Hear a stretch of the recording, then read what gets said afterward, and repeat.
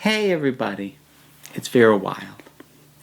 So it's been a few weeks now, and this will be the first video that I have put up on this channel since a significantly larger YouTuber than me with a much larger subscriber base highlighted my video on being trans without having dysphoria in a bit of a takedown fashion. I'm not going to talk or attempt to rebut or really even comment on the video that was made. I've done that already. I did that over actually on my other channel on Council of Geeks. I will put a link right up there and down in the description if you want to see me address the nature of that video a little bit more directly. Today I want to do something else, but it is still spurred on by everything that happened. After Blair White made her video in which I featured, a lot of people descended onto the comments of that video specifically and my channel in general with a lot of unpleasant things to say. And one of the recurring things that was asked was, why would anyone who doesn't have dysphoria want to transition? And that was also something that I saw bandied about on Twitter, again, including by some people much bigger followings than I have or probably ever will have. And even though I know it was being deployed at me not as a sincere question, the people asking didn't actually want to engage in a conversation. They didn't want me to answer. It was being deployed as a thought-terminating cliche. But you know what? Despite the fact that that question was being asked in bad faith, I'm going to engage with it in good faith. Because it is actually a legitimate question from several different angles.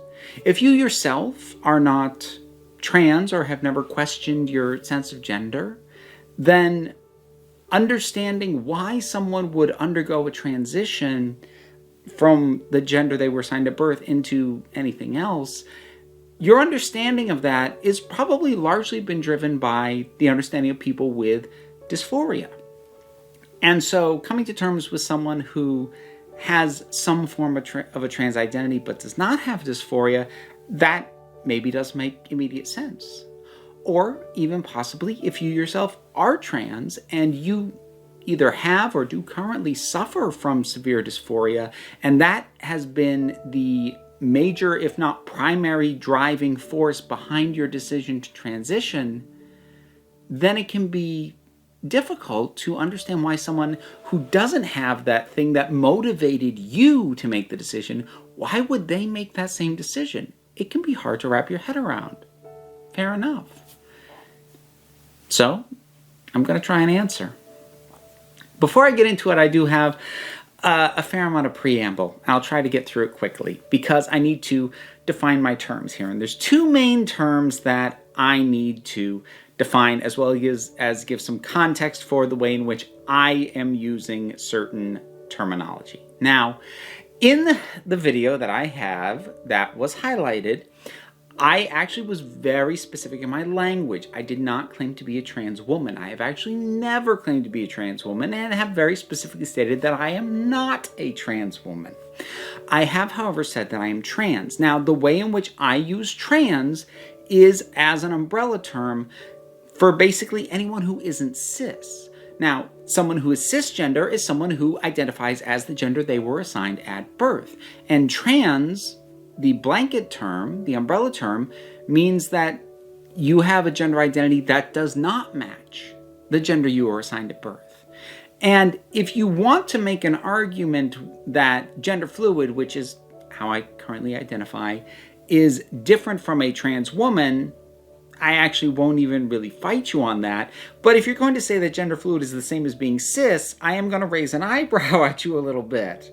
Because I don't understand by what measure I am still considered a cis male. Some of the reasons why I say that we'll actually get into in a little bit. But that is generally how I use the term trans, and that will probably be how I use it here as well. However, I am going to be using a more specific word in the course of this conversation, and that is transition. Now that I'm going to define a little bit more clearly, because first of all, not all trans people have undergone transition, and not all have transitioned in the same way, to the same degree, in the same areas. There are basically three major areas that transition takes place in: medically, socially, and legally. Medically, meaning you are undergoing hormone treatments. It may or may not involve some degree of surgery, whether it be facial feminization or gender confirmation surgery or top surgery for trans men, or any number of other things. So that's medically transitioning.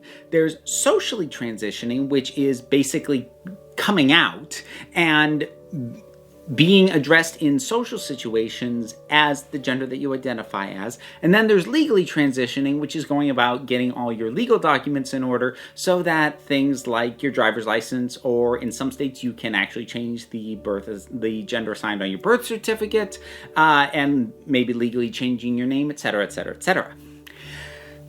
Now, my relationship with legal transition is very minimal. It basically begins and ends with my driver's license, because in Vermont, where I live, there is an option on the driver's license for a third gender option. There's gender M, F, and X, and I do have gender X on my license. However, I have not and do not currently have plans to undergo any legal proceedings to change my name, change my birth certificate, or anything of that nature.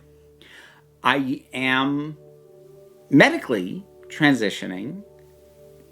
Again, I don't identify as a trans woman, but I've been on spironolactone, which is testosterone blockers, for over 3 years now, and I've been on estrogen for, at the time of this recording, about 4 months.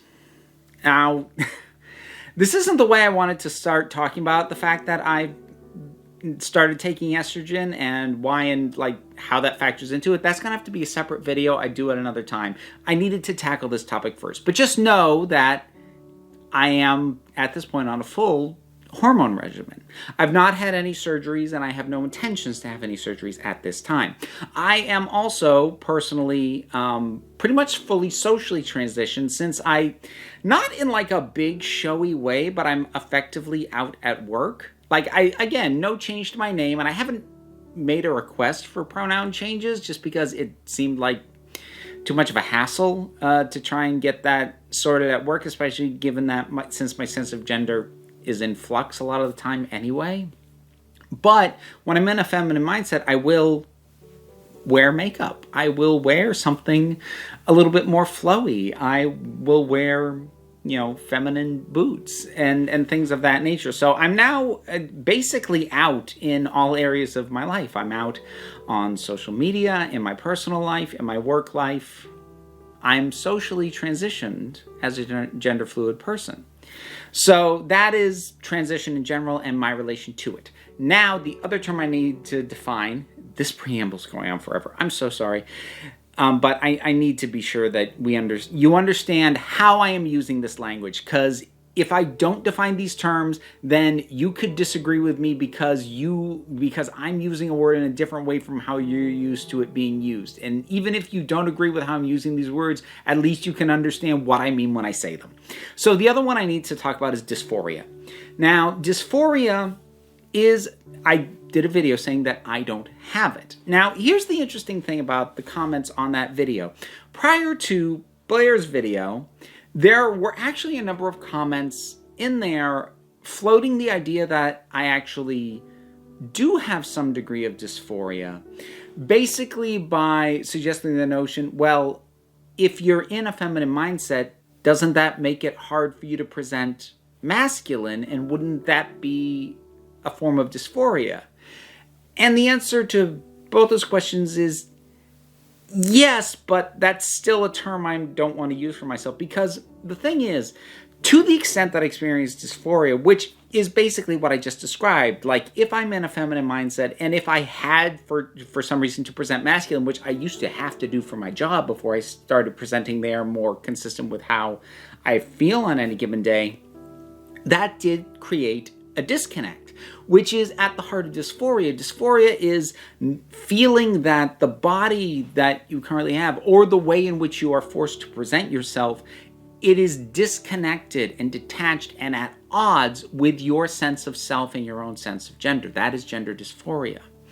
Now, the thing is, what I experience that may, I'm not even going to say it does, but may technically meet the definition of dysphoria, I'm still not going to claim that I have dysphoria. And the reason for that is that I have people who are dear to me, close friends, who have dysphoria that is debilitating, that sends them into spirals of depression, that practically causes them pain, physical pain when it hits. And I look at that and I think, whatever minor inconvenience level of discomfort I experience, I don't have any business calling it the same thing that they use to describe what they have. It would be like showing up to a substance abuse group therapy session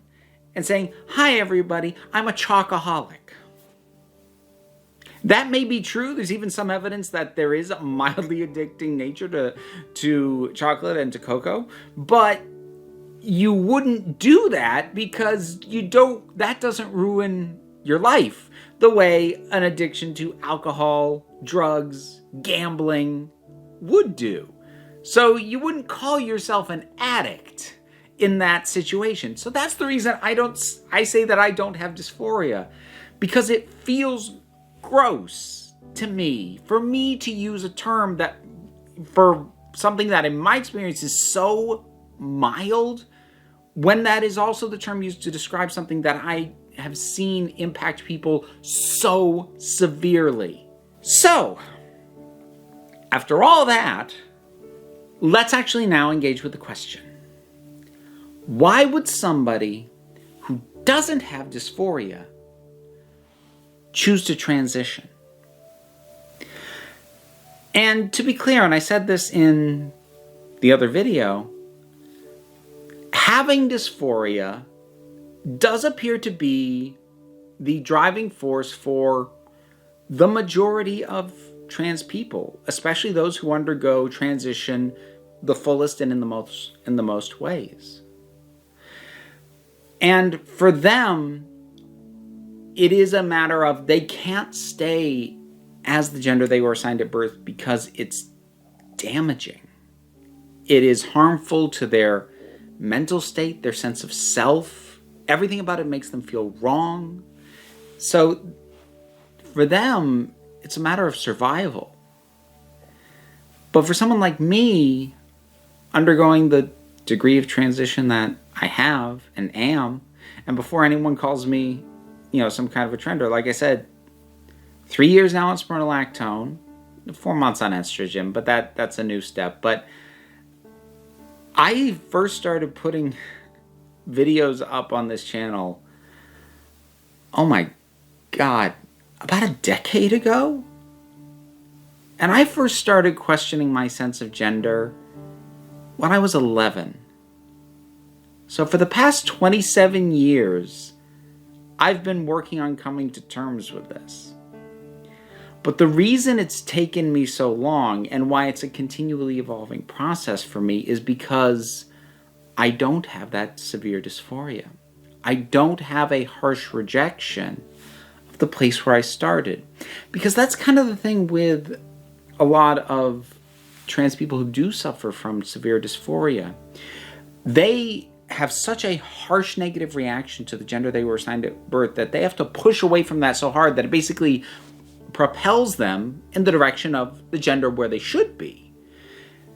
Whereas for me, I don't feel repellent towards my masculinity. Instead, I feel a draw towards my femininity. So, I'm going to make an analogy. And even before I say it, no analogy is perfect. And I know that I run the risk of people starting to pick apart the analogy instead of engaging with the ideas that the analogy is meant to represent and illustrate, but I'm going to do it anyway. Think about it in terms of immigration. There are many reasons that someone who started in this place ends up going to this place. And for some people, they have to leave this place because it will kill them. If they stay there, it is going to destroy them. They have to leave. It's a matter of survival. Those are refugees. But not every immigrant is a refugee. Some people immigrate not because they have a horrible, terrible life in the place where they started, but because regardless of what they feel about being here, they feel the pull that they'd be happier and more at home and more complete over here. We wouldn't say that only refugees are valid immigrants. Some people have to leave the place they started because to stay there is going to absolutely ruin them. And that is not me. I wasn't miserable as a man, as identifying with the gender I was assigned at birth. But I am happier and more at home and more complete, embracing my femininity. And in the case of someone like me, because I don't have that harsh rejection of my original masculinity, my journey has been much more drawn out.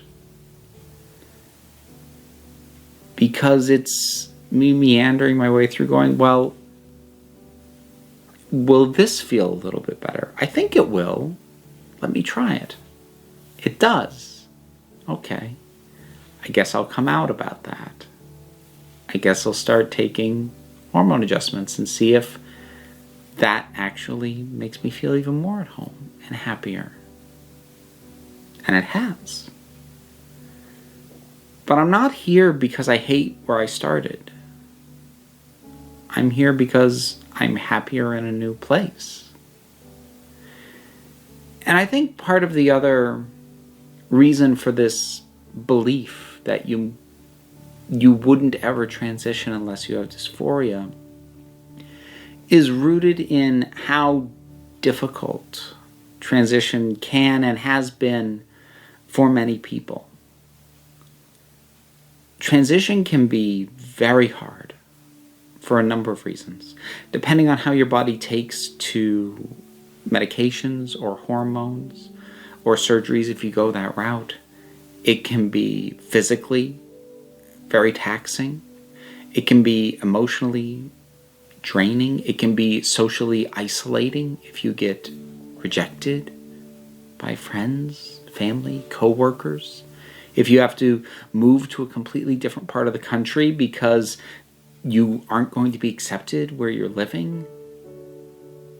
And if you have had a more difficult transition and you were propelled and powered through it because dysphoria kept pushing you forward, then that's what got you through all those difficulties.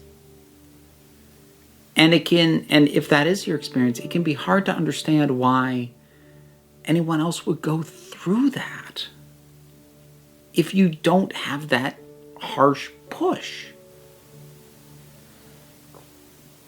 But not everyone's transition is that traumatic. And I would like to think that regardless of what you think of someone like me, if you yourself are trans or if you support trans people at all, even if you think I shouldn't be included with that, at the very least I would hope that you would see it as a positive thing that not everyone has that harsh, traumatic transition experience. And if you have better support, maybe you don't need as harsh a push to shift. Because the truth is, if I lived in a more restrictive community, if my family, if I thought they would reject me, if I thought I'd lose my friends, maybe I wouldn't be where I am right now. But I do have that support network. I have a family who loves me. I have friends who have embraced me. I haven't really lost any important social connections through this journey, and I am unbelievably privileged by that fact. I am aware. And I would hope that that would be the goal.